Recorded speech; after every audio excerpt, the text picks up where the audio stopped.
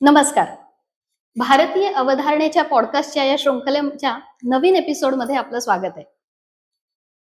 आपला भारत देश हा हजारो वर्षांची समृद्ध परंपरा असलेला देश आहे.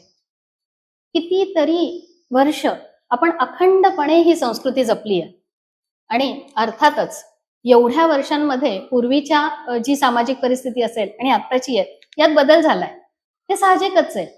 पण मग प्राचीन परिस्थिती आपली कशी होती, त्यावेळेस आपल्या स्त्रिया कशा होत्या, आज जो बदल दिसतोय तो कशामुळे झाला असेल, असे कितीतरी प्रश्न आपल्याला पडतात. आपल्या या सगळ्या प्रश्नांची उत्तरं देण्यासाठी, आपल्याला जे संभ्रम निर्माण होतात ते दूर करण्यासाठी आज आपल्या सोबत आहेत डॉक्टर प्रज्ञाताई कुलकर्णी. नमस्कार ताई. नमस्कार. आपल्या या कार्यक्रमात स्वागत आहे. धन्यवाद. डॉक्टर प्रज्ञाताई कुलकर्णी या संस्कृत भाषाशास्त्र आणि कोशशास्त्र या विषयांच्या अभ्यासिका आहेत. त्यांचं संशोधन आणि अध्ययन हे पुण्यातल्या डेक्कन कॉलेजमध्ये त्या गेली 31 वर्ष करतात. त्यांच्या हाताखाली कितीतरी PhDचे आणि MPhilचे विद्यार्थी मार्गदर्शन घेत असतात. एवढंच नाही, त्यांचा लेखन प्रपंच अफाट आहे. त्यांनी 8 वेगवेगळ्या विषयांवर पुस्तकं लिहिली आहेत, कितीतरी प्रसिद्ध पुस्तकांचे अनुवाद केलेत, कितीतरी नियतकालिकांमध्ये त्यांचे लेख प्रसिद्ध झालेत. आकाशवाणीमध्ये त्या गेले 35 वर्ष आपल्या वेगवेगळ्या कार्यक्रमांसाठी संहिता लेखन करतात. एवढंच नाही, एक विशिष्ट गोष्ट म्हणजे त्या उत्तम कीर्तनकार आहेत. आजपर्यंत थोड्या नाही तर 5000 कीर्तनाचे कार्यक्रम त्यांचे झालेत. संकीर्तन सारख्या कार्यक्रमांमध्ये त्या लेखन करतात. बऱ्याचशा कार्यक्रमांसाठी संवाद लेखन त्या करतात. आणि इतकंच नाही, आपल्या संस्कृतीचं जे प्रेम आणि गाढा अभ्यास आहे यामुळे त्यांना भारताचं प्रतिनिधित्व करण्यासाठी अमेरिकेमध्ये संस्कृती दूत म्हणून पाठवलं होतं. त्यांच्याबद्दल सांगायला लागलं तर वेळ अपुरा पडेल. एका शब्दात सांगायचं तर जो आपल्याकडे विदुषी हा एक सुंदर शब्द आहे ना, त्याच्यासाठी एक चपखल उदाहरण म्हणजे प्रज्ञाताई कुलकर्णी. आपण आता आपल्या या भारतीय अवधारणा या शृंखलेमध्ये आज वेदकालीन स्त्रिया, पुढच्या मी जसं आधी सांगितलं पूर्वीच्या काळातली आपली सामाजिक परिस्थिती आणि भारतीय दृष्टीतनं स्त्री चिंतन याविषयी त्यांच्याकडनं जाणून घेऊयात. भारतीय संस्कृती हा तुमचा जिव्हाळ्याचा विषय. मग आपण आपल्या प्राचीन संस्कृतीपासून सुरुवात करूया.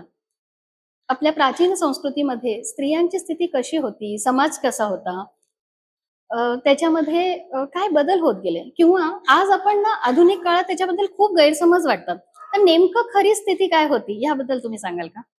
हो, नक्की. सगळ्यात प्राचीन म्हणजे आपण वैदिक काळाविषयी बोलतो. आणि वैदिक काळाविषयी बोलत असताना असं लक्षात येतं की एका गोष्टीचं भान आपल्याला कायम ठेवायला हवं, ते म्हणजे आपण आजपासून 7000 वर्ष जुन्या अशा संस्कृतीविषयी बोलतोय. तेव्हाचं स्थान जे काही होतं स्त्रियांचं, त्यावरून लगेच मोजपट्टी लावून आजचं काही ठरवता येणार नाही.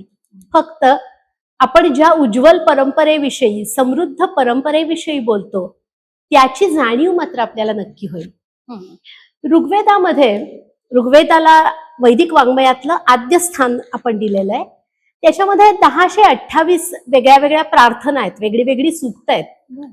आणि ही सूक्त रचत असताना तेव्हाच्या ऋषींनी तेव्हाच्या ज्या काही नैसर्गिक घटना अवतीभोवती घडत होत्या त्याविषयीची कृतज्ञता व्यक्त केली. त्या सर्व नैसर्गिक घटनांना, नैसर्गिक घटकांना दैवत्व बहाल केलं आणि त्यांची स्तुती केली. म्हणजे आता पाऊस पडला तर आपलं आयुष्य सुखाचं होतं, त्यामुळे पर्जन्याला देवता केलं. बरोबर. ह्या रचना ऋषींना दिसल्या असं म्हटलं जातं. आणि म्हणून इंग्रजीमध्ये अनुवाद करताना हे जे ऋग्वेदाच्या ऋचांची रचना करणारे ऋषी आहेत त्यांना रचनाकार न म्हणता किंवा कंपोजर्स असं न म्हणता त्यांना सियर्स म्हटलं जातं, त्यांना द्रष्टे म्हटलं जातं. या द्रष्ट्या ऋषींमध्ये 21 ऋषिका आहेत आणि ती सूक्त वेगवेगळ्या ऋषिकांनी रचलेली आहेत. त्यामुळे स्त्रियांचं स्थान कसं होतं तर त्यांना ऋग्वेदाच्या ऋचा त्यांना दिसत होत्या आणि त्या नोंदवल्याही जात होत्या. वैदिक वाङ्मयाचा पुढचा जो टप्पा त्यामध्ये यज्ञ संस्थेविषयी आणि यज्ञ संस्थेभोवती फिरणारं अशा सगळ्या गोष्टी आहेत. कर्मकांड जे आहे ते यज्ञसंस्थेभोवतीचं आहे. इतर माणसाच्या आयुष्यात घडणारे जे 16 संस्कार त्याविषयीची माहिती ते सगळे यज्ञसंस्थेविषयीचे आहेत. या सगळ्यामध्ये स्त्रियांना खूप वेगळं स्थान होतं. आता एक छोटंसं उदाहरण सांगते म्हणजे लक्षात येईल की स्त्रियांना स्थान कसं होतं. यज्ञ जेव्हा प्रत्यक्ष केला जात असे त्यावेळी यज्ञ करणारा यजमान आणि त्याला सहाय्य करणारे पुरोहित किंवा ऋत्विज जे असतील यांचं जितकं महत्व आणि त्या प्रत्येकाला जशी कामं नेमून दिली आहेत तशीच यजमान पत्नीला सुद्धा कामं नेमून दिली आहेत. आज जर आपण बघितलं तर कुठलाही धार्मिक समारंभ असो किंवा एखादं कार्य असो, लग्न कार्य असो, पूजा असो, स्त्रीचं स्थान काय असतं तर ती पतीच्या शेजारी बसते. पूजा तेव्हा दोघांनी करायची असते तेव्हा ती काय करते, मम पतीच्या हाताला हात लावते आणि मम म्हणते. ही पद्धत ऋग्वेदात आणि वैदिक वाङ्मयात कुठेही नाही. स्त्रीला वेगळं स्थान आहे, तिची वेगळी कामं आहेत आणि तिला ती नेमून दिलेली कामं आहेत की जी आहुती द्यायची आहे त्याचा जो पुरोडाश आहे तो तिने कशा पद्धतीनं शिजवायचा किंवा त्यासाठी तिनं काय करायचंय अशी वेगळी नेमून दिलेली कामं आहेत. तिनंही तितकंच व्रतस्थ राहायचंय जितकं यजमान राहणार आहे. अशा पद्धतीनं स्त्रीला तिचं स्वतंत्र स्थान या सगळ्या वाङ्मयामध्ये दिसतं.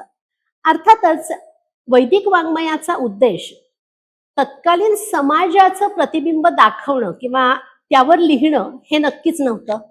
पण तरीही त्यामध्ये आलेले वेगवेगळे धागेदोरे, वेगवेगळे संदर्भ हे सगळे एकत्र करून तत्कालीन समाज कसा असेल यावर संशोधकांनी खूप काम केलंय आणि त्यातनं जे काही आपल्या हाताला लागतं त्यामध्ये स्त्रीला अत्यंत स्वातंत्र्य होतं.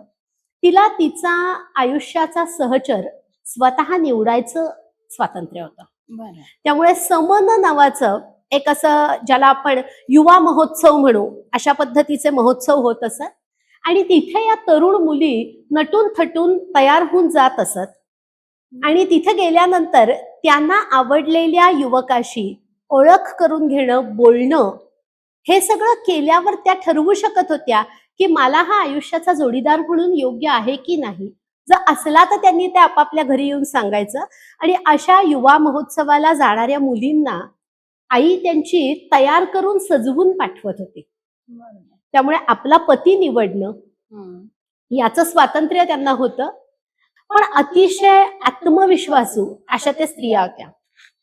इंद्र ही जी देवता त्याची जी पत्नी इंद्राणी, तर त्या इंद्राणीने रचलेलं असं एक सूक्त ऋग्वेदामध्ये आहे आणि त्या सूक्तामध्ये ती असं म्हणतीये, मी कोण आहे तर मी जणू माझ्या घराचा ध्वज आहे. ध्वज म्हणजे काय तर तो लांबनं दिसतो आणि हे घर कसं आहे याचा अंदाज त्या ध्वजाकडे बघून येतो. तर ती जे शब्द वापरतीये ते ती म्हणतीये, अहम केतू अहम मूर्ध्ना अहम उग्रा विवाचनी. म्हणजे मी कशी आहे तर मी माझ्या घराचा ध्वज आहे. मूर्ध्ना म्हणजे मी माझ्या घराचं मस्तक आहे. आपण नेहमी म्हणतो की घरातली बाई जर घरात नसेल तर घराची उलथापालथ होते, कारण ती घराचं हेड ऑफ द फॅमिली असते, कुटुंब प्रमुख असते खरं तर. म्हणजे आता तिचं नाव जरी रेशन कार्डवर कुटुंब प्रमुख म्हणून नव्याने यायला लागलं असलं तरी तीच कुटुंब प्रमुख असते आणि तीच कुटुंब सांभाळत असते. हा विचार त्याच्यात आहे. आणि दुसरं ती काय म्हणते, अहम उग्रा विवाचनी, म्हणजे मी अतिशय उग्र आहे, मी संतापी आहे, उगीच जर कुणी वाईट वागलं तर मी ऐकून घेणार नाही. तर हे जे म्हणणारी इंद्राणी आहे अतिशय आत्मविश्वासू अशी स्त्री आहे आणि या आत्मविश्वासू स्त्रीचं इंद्र त्याच्या एका सूक्तात कौतुक करतोय तितकीच. हेही खूप महत्वाचं आहे. त्यामुळे वैदिक काळात स्त्रिया कशा होत्या तर त्या अशा होत्या, इतक्या आत्मविश्वासू होत्या. याचं हे उत्तम उदाहरण आहे. आता आपण पाहिलं की त्या सूक्त रचत होत्या, यज्ञामध्ये त्यांना स्थान होतं. सामाजिक दृष्टीनं बघता त्या आपला पती निवडू शकत होत्या. याबरोबरच मुलगा व्हावा की मुलगी व्हावी या विषयावरती इच्छा व्यक्त करताना सुद्धा मुलगी व्हायला हवी अशी इच्छा व्यक्त केली जात होती. आणि म्हणून गृहसूत्रामध्ये पाणीग्रहणाच्या विधीमध्ये असा एक उल्लेख आहे की जर त्या वराला मुलगा हवा असेल तर त्यांनी कशा पद्धतीनं तिचा हात धरावा आणि जर मुलगी व्हायला हवी असेल तर तो कशा पद्धतीनं धरावा. अथर्ववेदामध्ये सुद्धा ब्रह्मवादिनी कन्या व्हावी यासाठी प्रार्थना आहे.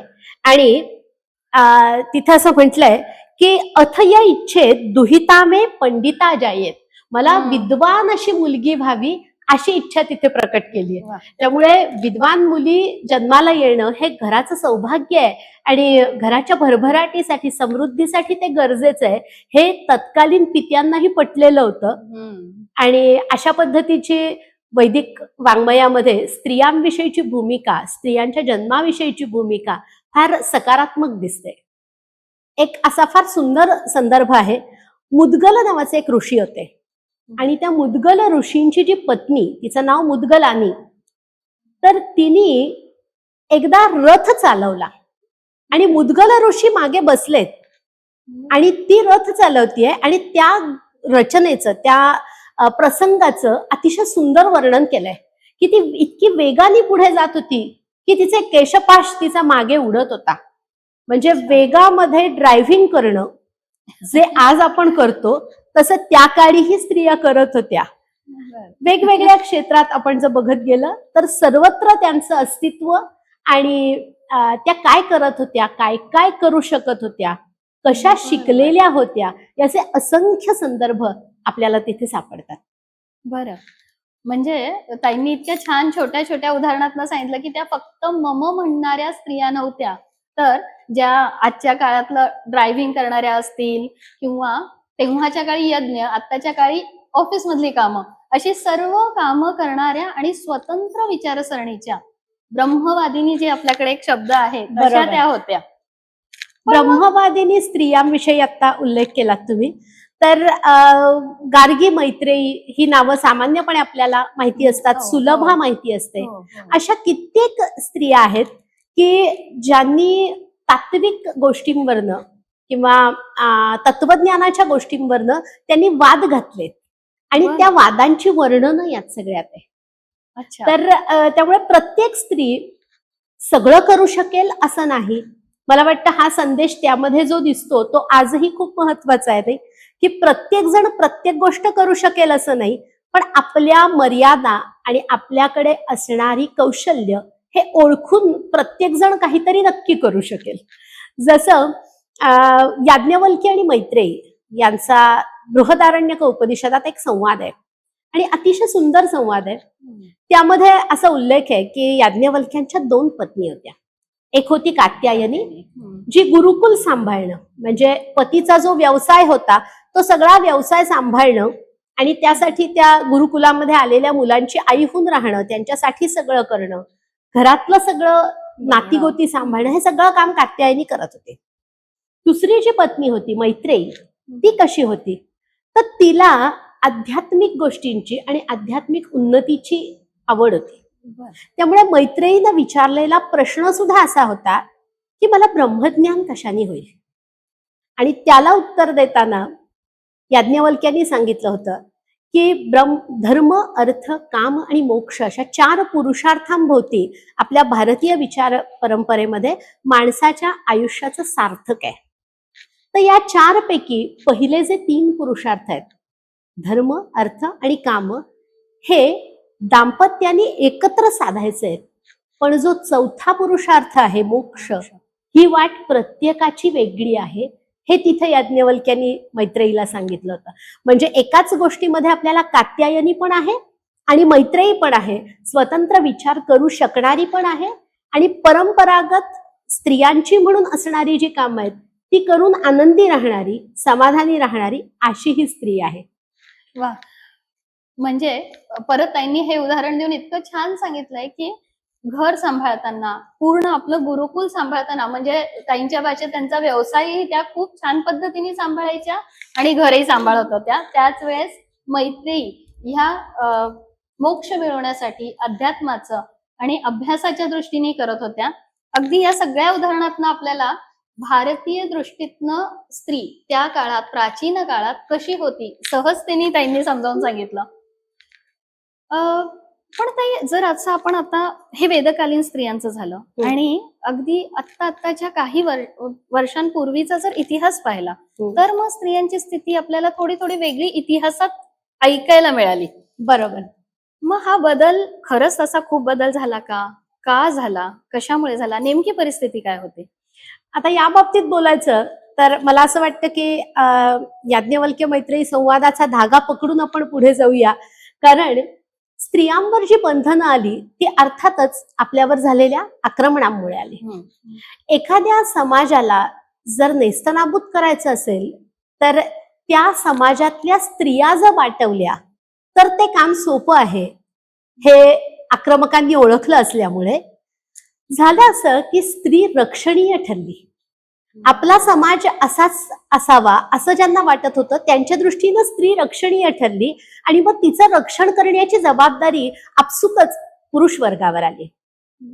सामान्यपणे भारतीय परंपरेमध्ये विचारधारेमध्ये जसं काळं आणि पांढरं असे जे दोन तट पडलेले असतात की नास्तिक आणि आस्तिक, सुष्ट आणि दुष्ट, तसं स्त्री आणि पुरुषांना कधीच वागवलेलं नाहीये. बरं. त्यामुळे स्त्री आणि पुरुष हे परस्पर विरोधी नसून ते समान आहेत पण सारखे नाहीत. हा विचार सगळीकडे दिसतो. बरोबर. पण तरीही ते सारखे नाहीत आणि समान आहेत हे मान्य करून सुद्धा त्यांच्या सारख्या नसण्यामुळेच स्त्री रक्षणीय आहे आणि तिचं रक्षण करण्याची जबाबदारी कुणी पुरुषावर आहे ही भावना होती. आणि म्हणून एक अतिशय प्रसिद्ध वाक्य की ज्यावरनं असं म्हटलं जातं की भारतीय स्त्रिया ह्या जणू काही बंदिनी असाव्या अशाच पद्धतीच्या होत्या, ते म्हणजे न स्त्री स्वातंत्र्य मरहती. पण त्याच्या आधीचा जो भाग आहे ना तो काय आहे माहितीये? पिता रक्षती कौमारे. ती कुमारी असताना वडिलांनी तिचं रक्षण करायचंय, नवऱ्यानी ती तरुण असताना रक्षण करायचंय आणि तिच्या वृद्धत्वामध्ये तिच्या मुलांनी तिचं रक्षण करायचंय, म्हणजे तिची काळजी घ्यायची. याचा अर्थ तिला कुठेही एकटीने बाहेर जायचं बंधन आहे असं नाही, पण तिच्या रक्षणाची जबाबदारी कुणावर तरी टाकलेली आहे. पण याही काळामध्ये जेव्हा स्त्री रक्षणीय होती त्याही काळामध्ये जो चौथा पुरुषार्थ त्याविषयी आपण बोललो त्याची साधना करणाऱ्या स्त्रिया होत्या. आणि म्हणूनच भक्ती मार्ग हा ज्यांनी सुरू केला त्यामध्ये अंडाल नावाची एक जी विदुषी म्हणता येईल किंवा संत स्त्री म्हणता येईल, त्याबरोबरच आपल्या महाराष्ट्रामध्ये जनाबाई होत्या किंवा त्यानंतरच्या मुक्ताबाई. जनाबाई ह्या समकालीन जरी असल्या तरी त्यानंतरच्या कितीतरी स्त्रिया, सोयराबाई होत्या. त्या सगळ्यांच्या रचनांमध्ये आपण स्त्री आहोत म्हणून कमी आहोत ही भावना कुठंच दिसत नाही. त्यांना कुठंही असं वाटत नाही. एकच अभंग वगळता जो जनाबाईंचा आहे आणि त्या म्हणतात, स्त्री जन्म म्हणवुनी न व्हावे उदास, साधू संता ऐसे केले मज. त्यात सुद्धा जी काही अवस्था मला प्राप्त झाली आहे, जी काही गरिबी आणि त्यामुळे येणारी माझी सामाजिक अवस्था आहे त्याविषयी त्या बोलतायत की त्याविषयी काही वाईट वाटून घेऊ नये, कारण आपण पुन्हा म्हटलं तसं चौथा जो मार्ग आहे तो सगळ्यांना खुला आहे. त्यामुळे स्त्रियांची अवस्था जरी बंधनात असली तरी त्याला कारण होतं आणि ती बंधनं ही त्या त्या काळाला अनुरूप होती. बरोबर आहे. हे तितकंच महत्वाचं आहे असं मला वाटतं. अगदी खरं आहे. कारण काही इतक्या वर्षांची आपली परंपरा आहे आणि आक्रमणांमध्ये आपल्याला काही बदल तर करावेच लागणार. आणि जर आपण एकूण पूर्ण कित्येक वर्षांचं पाहिलं आणि सर्व संस्कृतीत पाहिलं तर संस्कृतीच्या वाहक या सगळीकडे स्त्रिया दिसतात. मग आपली संस्कृती जपायची असेल तर निश्चितच स्त्रीचं रक्षण हे महत्वाचं ठरलं. आणि ताईंचं एक वाक्य किती छान आहे, असं ते तत्वच आहे की आपल्याकडे स्त्रिया या समान होत्या, सारख्या नव्हत्या. कारण आपली आपली पुरुषांची आणि स्त्रियांचं जे वेगळं वेगळं वैशिष्ट्य आहे ते त्यांनी एका वाक्यात सांगितलं. ह्याच वाक्याला आपण पुढे घेऊन ह्या तत्वावरती आज आत्ताच्या काळात जर आपण आलो तर बऱ्याचदा असं म्हणणं दिसतं की नाही आम्ही पण अमुक गोष्ट करणार, आम्हाला का नाही करायचंय, किंवा असे खूप अशा वाद घालताना मुली दिसतात. त्याच्यासाठी हे वाक्य मला खूप छान वाटलं. तर तुम्ही अजून याच्याबद्दल काय सांगाल?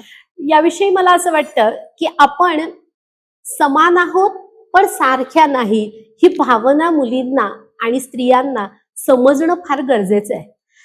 आणि कुठंतरी असं वाटतं की पूर्वी बायका शिकत नव्हत्या म्हणून काही जणी शिकल्या नाहीत आपल्या आजा पंजा शिकल्या नाहीत फारशा, कारण तेव्हा बायका शिकत नव्हत्या. आणि आता बायका शिकतात म्हणून सगळ्या जणी शिकतात, पण त्या शिक्षणाचा त्यांच्या विचार प्रक्रियेवर फरक पडतो का? बरोबर. ते विचार करायला शिकतात का?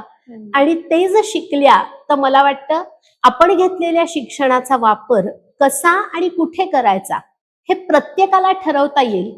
आणि ते ठरवत असताना सतत बरोबरी न करणं, म्हणजे मगाशी मी जो मुद्दा म्हटलं की स्त्री आणि पुरुष हे दोन तट आहेत आणि मग त्यांची कंपॅरिझन आहे, असा भावच कुठे नाहीये.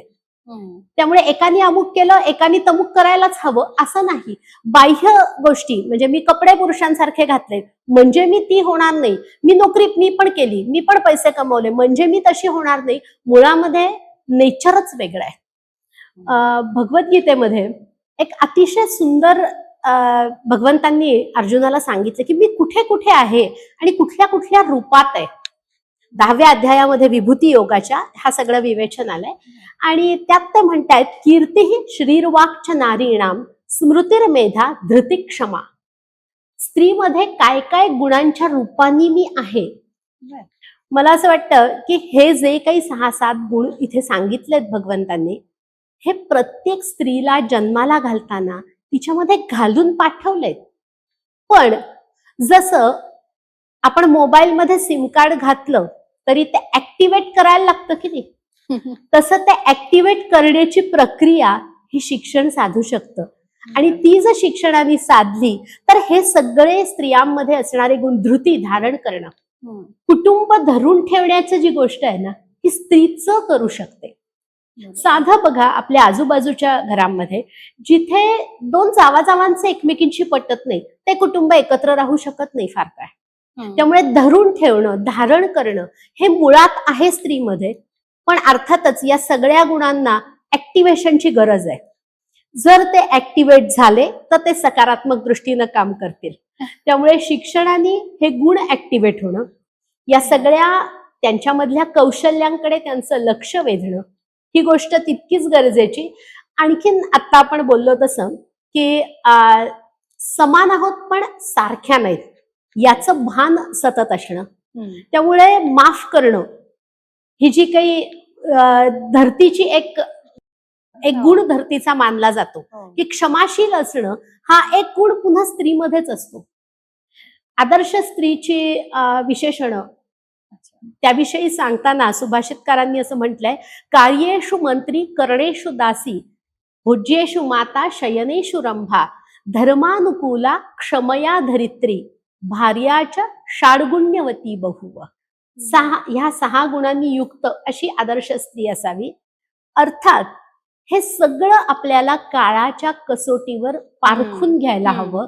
कारण केव्हा तरी सांगितलेल्या गोष्टी तशाच्या तशा नवीन पद्धतीनं आपल्याला त्या लावणं नव्या युगाला, म्हणजे नवीन खेळ खेळायचा आणि जुने नियम पाळायचे हे जसं शक्य नाही तसं ही गोष्ट आपल्याला भान ठेवणं आणि जागं राहणं यासाठी हे खूप गरजेचं आहे असं मला वाटतं. बरोबर आहे. कालानुरूप बदल करत आणि मूळ आपलं धरून ठेवून आपल्याला आत्ताच्या समाजात जे बदल करायला हवेत, ताई जसं सांगतात शिक्षण क्षेत्राची जबाबदारी खरंच खूप महत्वाची आहे. ताईंनी सांगितलं कारण फक्त BA झाले, BCom झाले किंवा डिग्री मिळाली हे शिक्षण महत्वाचं नाही, मुळात ते गुण ऍक्टिव्हेट करणं ताईंच्या भाषेत हे फार गरजेचं आहे. आणि शिक्षण म्हणजे शिक्षण क्षेत्र, शिक्षक शिवाय त्याच्याबरोबर आजूबाजूचा समाज, कुटुंब हे सुद्धा आपले शिक्षकच असतात, त्यांचं महत्व आहे. मग या समाजाने नेमकं काय करावं? म्हणजे आता आधुनिक स्त्री आणि आपले प्राचीन काही परंपरा ह्याच्यात एक ओढाताण होताना बऱ्याचदा दिसते की मी हे पाळू आपल्या पूर्वीच्या काही करू की नको अशी खूप संभ्रम होतं. तर ते करताना स्त्रियांना प्रश्न पडतो. तर त्यासाठी समाजाने आणि विशेषतः पुरुषांनी काय करावं? कारण जसं तुम्ही म्हणाला आपण समान आहोत आणि सारखे नाही आहोत, म्हणजे आपण परस्पर पूरक आहोत असं ताईंनी जे सांगितलंय. तर त्यासाठी पुरुषांनी आणि समाजाने काय करावं? मला असं वाटतं की धर्माचरण किंवा संस्कृती पुढे नेणं याविषयी जेव्हा आपण बोलतो तेव्हा आपल्याकडे पुराणांनी एक फार सुंदर संकल्पना आपल्यासाठी मांडली आहे आणि ती म्हणजे युग धर्म. धर्माची आणि संस्कृतीची संकल्पना ही काळानुरूप बदलत जाणार हे आपल्या विचारधारेमध्ये आहेच. आणि त्यासाठी असं म्हणलंय, एक विष्णू पुराणामधला श्लोक आहे, ध्यायन कृते यजन यज्ञौ त्रेतायाम द्वापरेर्चयन यदाप्नोती तदाप्नोती कलौ संकीर्त्य केशवम. इथे धर्माचरणाविषयी सांगताना असं म्हटलंय की कृतयुगामध्ये ध्यानधारणा करून जे प्राप्त होऊ शकत होतं ते यजन यज्ञौ त्रेतायाम, त्रेतायुगामध्ये यजन म्हणजे यज्ञयागांनी साधत होतं. द्वापरेर्चयन, द्वापर युगामध्ये पूजा करून तेच मिळत होतं. आणि कलियुगामध्ये फक्त नामसंकीर्तन करून तेच मिळणार आहे.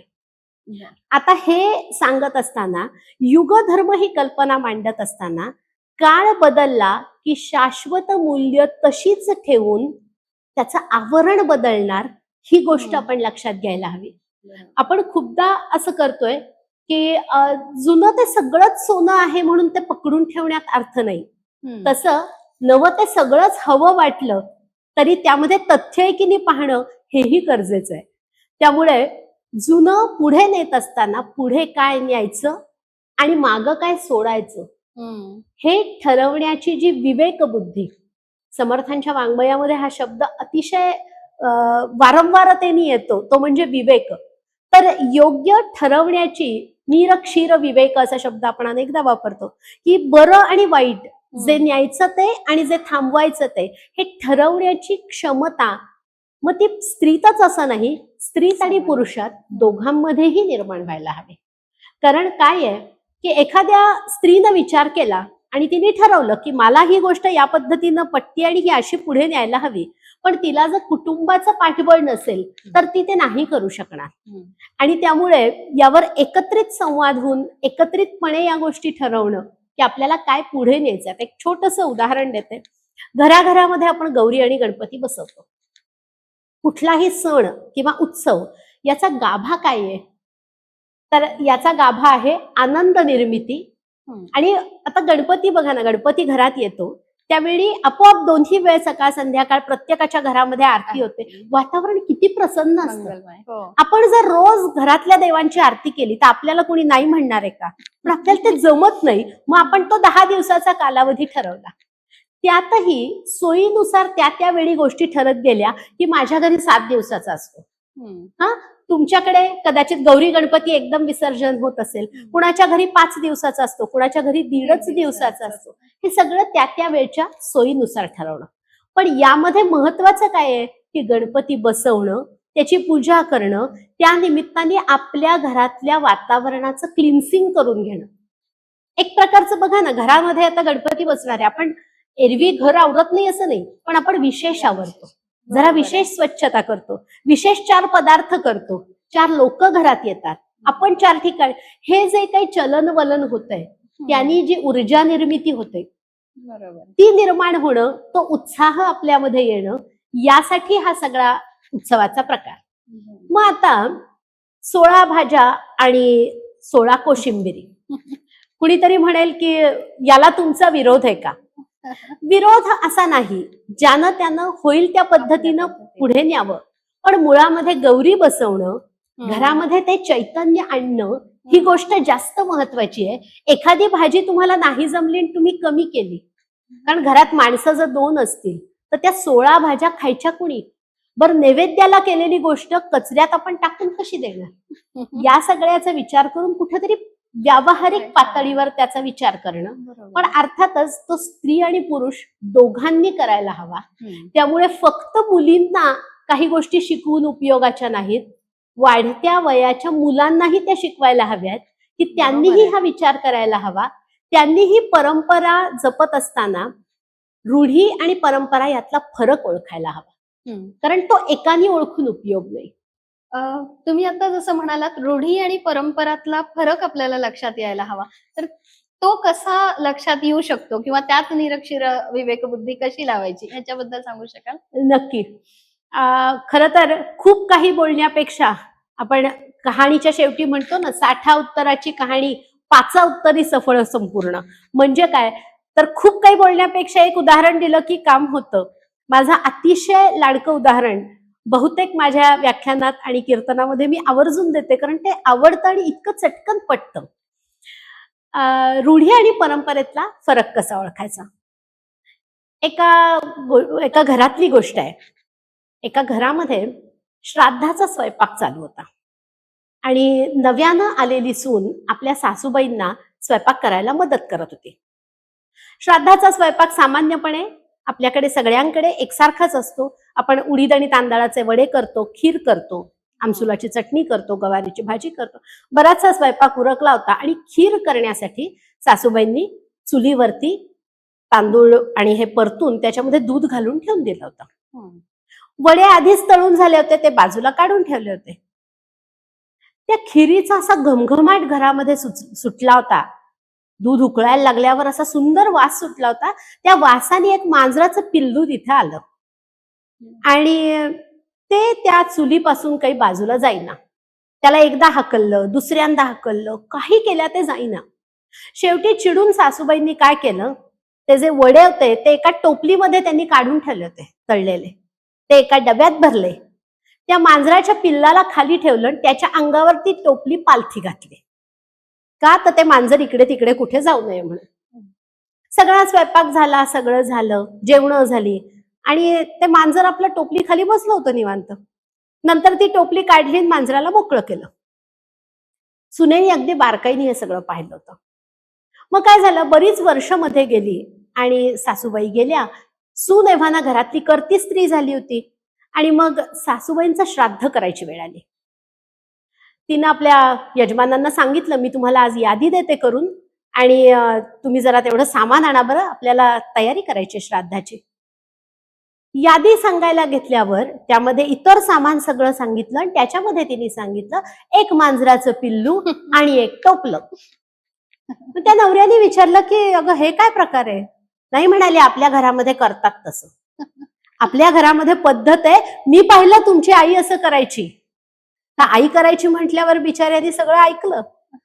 पण यामध्ये गंमत बघा, मांजर त्यावेळी टोपली खाली घातलं कारण ती त्यावेळच्या प्रसंगाची गरज होती. श्राद्धाच्या विधीचा तो भाग नव्हता. अशा कितीतरी मांजरी आपल्या सगळ्यांच्या घरी टोपली खाली झाकलेल्या आहेत. मूळ त्या उत्सवातला, त्या सणातला गाभा काय तो ओळखून ही बाजूला असलेली मांजरं जर टोपली खाली काढून मोकळी केली तर मला वाटतं आपण नक्की परंपरा पुढे नेऊ शकू आणि या सगळ्या रूढींना फाटा देऊ शकू. अगदी किती छान. म्हणजे आता आपल्याला आपल्या आपल्या घरामध्ये ज्या टोपली खाली मांजरी अडकल्या आहेत त्यांना मोकळं करायचंय आणि परंपरांना पुढे न्यायचंय.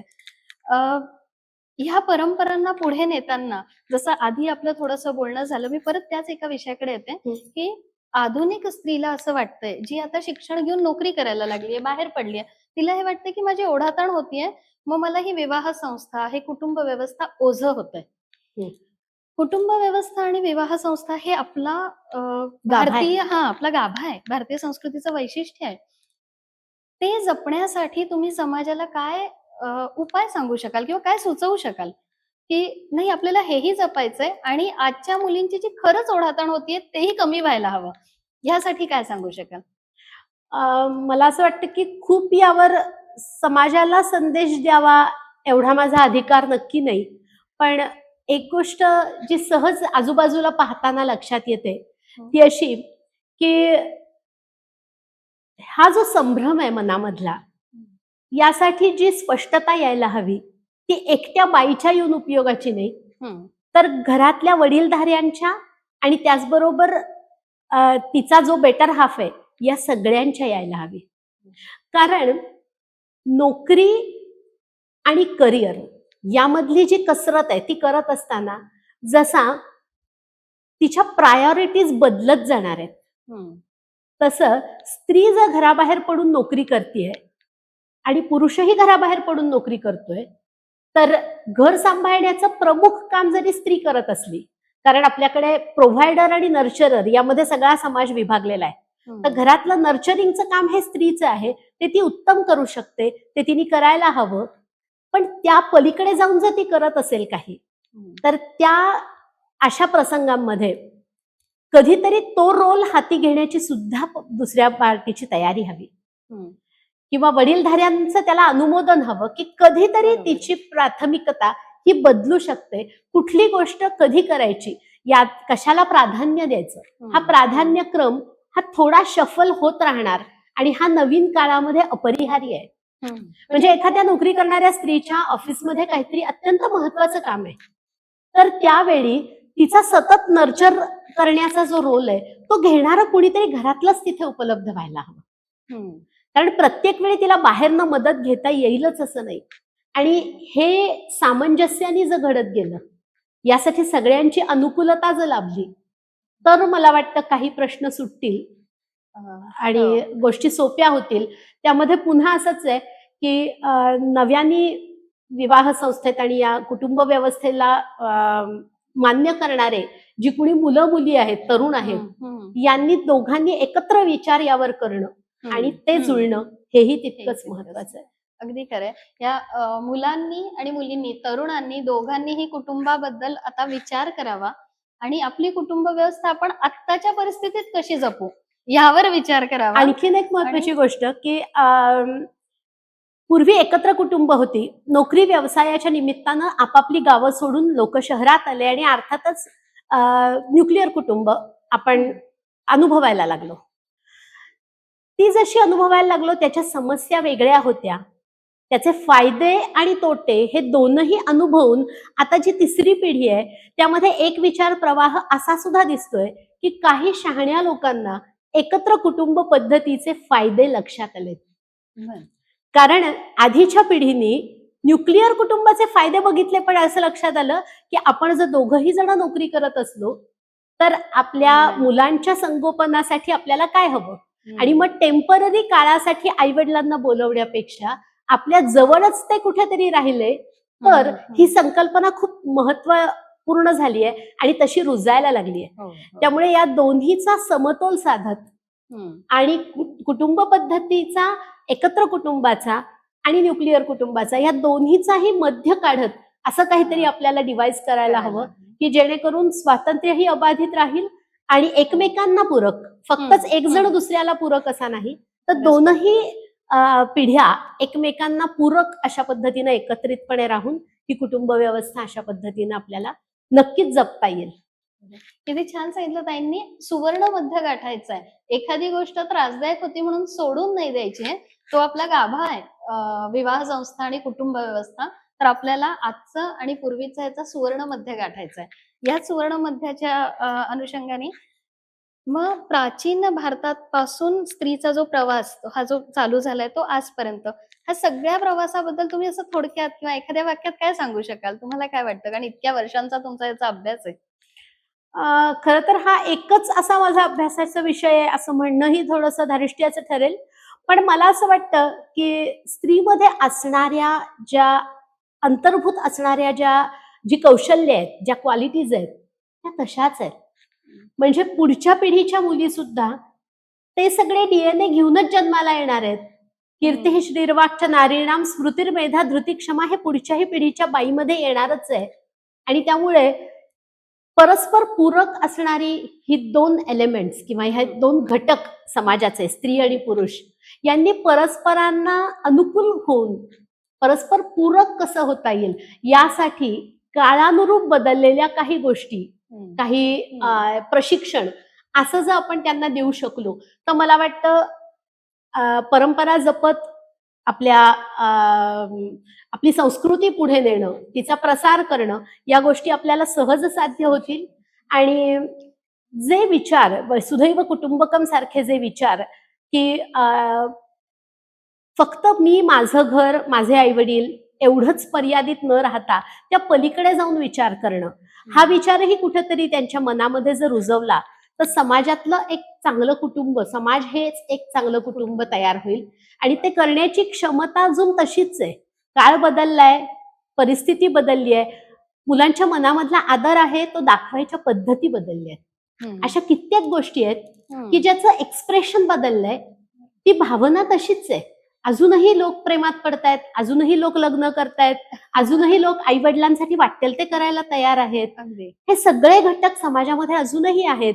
त्यातले काय वाढवायचे, काय पुढे न्यायचे आणि ते कसे जोपासायचे, यासाठी मला वाटतं शिक्षणाच्या माध्यमातून विचार करायला लागणं वा. हे गरजेचं वाटतं. ताईंनी खरोखर आपल्याला आज ह्या सगळ्या मूळ भावना ह्या त्याच आहेत, तशाच आहेत आणि त्या जपायच्या आहेत. आजूबाजूच्या ह्या ज्या जशा त्यांनी रूढीतल्या मांजरी सांगितल्या, छोट्या छोट्या मांजरीची पिल्लं, तशी आपल्या मनात येणारी छोटी छोटी मांजरीची पिल्लं दूर करून आत्ताच्या आपल्या संस्कृतीला, आपल्या प्राचीन संस्कृतीला, आत्ताच्या म्हणण्यापेक्षाही आपल्या प्राचीन संस्कृतीला असंच अखंड आणि त्यातल्या मूलतत्वांना पुढे न्यायचंय. आणि यासाठी संपूर्ण समाजाने, कुटुंबानी, सर्व तरुणांनी शिक्षणातनं विवेकाने विचार करायचा आहे. ताई, मला नक्की वाटतं की आजचा हा पॉडकास्ट सगळ्या तरुणांनी निश्चित बघावा आणि त्यांच्या मनात जे छोटे छोटे प्रश्न आहेत ना, ते नक्की दूर होतील. आता तरुणांसाठी तुम्ही म्हटल्यानंतर एक गोष्ट आठवली की हा विचार कुठेतरी मनामध्ये घेऊन तरुणांना विचारप्रवृत्त करावं आणि फार जड बोजड काही न मांडता साध्या सोप्या शब्दात मांडावं, या उद्देशानं मी एक YouTube चॅनल चालू केला. त्याचं नाव आहे चंदन गाभा. आणि त्या चंदन गाभा या YouTube चॅनलवरनं अनेक पारंपरिक गोष्टींवर साध्या सोप्या शब्दात विवेचन करून ते तरुणांना उपलब्ध व्हावं. आणि आपण जसं बोललो की रूढी आणि परंपरा, तर परंपरा पुढे नेत असताना त्यातल्या रूढी बाजूला करून कशी करू शकतो, याविषयीच्या काही विषयांवर मालिका त्यात केल्या आहेत, जसं उपवासावर केली आहे. तर अशा काही गोष्टी त्या चॅनलवर आहेत आणि त्या आवर्जून पाहाव्यात आणि तुमच्या प्रतिक्रिया, प्रतिसाद नक्की कळवावा. ताईंनी आपल्या प्राचीन 7 ते 10 हजार वर्षांपासून आपली ही अविरत चालत आलेली परंपरा आहे, त्याचं महत्व आणि त्यावेळेस आपला समाज किती प्रगल्भ होता, किती समृद्ध होता, हे आपल्याला वेगवेगळ्या उदाहरणांनी, श्लोकांमधनं सांगितलंय. वेगवेगळी ब्रह्मवादिनींची, मैत्रेयी, गार्गी या सर्वांची उदाहरणं दिली आहेत. आज आपण ह्या सगळ्या आपल्या गोष्टी लक्षात ठेवत आणि आपल्या भारतीय दृष्टीतनं, आपल्या भारतीय चिंतनातनं स्त्रीला किती स्वातंत्र्य होतं, परस्पर पूरकतेला महत्व होतं, दोघांमधले वेगवेगळे वैशिष्ट्य, दोघांमधला फरक लक्षात घेऊन दोघांना समान, पुरुष आणि स्त्री या दोघांनीही समान राहणं हे किती महत्वाचं आहे, ह्याबद्दल आपलं चिंतन होतं. आणि हे निश्चितच ताईंच्या सगळ्या सांगण्यातनं आपल्याला लक्षात आलंय. हे लक्षात ठेवून आजचा समाज आपल्याला पुन्हा पूर्वीसारखा समृद्ध करायचा आहे आणि ही आपली सर्वांची जबाबदारी आहे. हे ह्याच नोटवरती हा पॉडकास्ट आपण थांबवू असं मला वाटतं. धन्यवाद ताई. नमस्कार.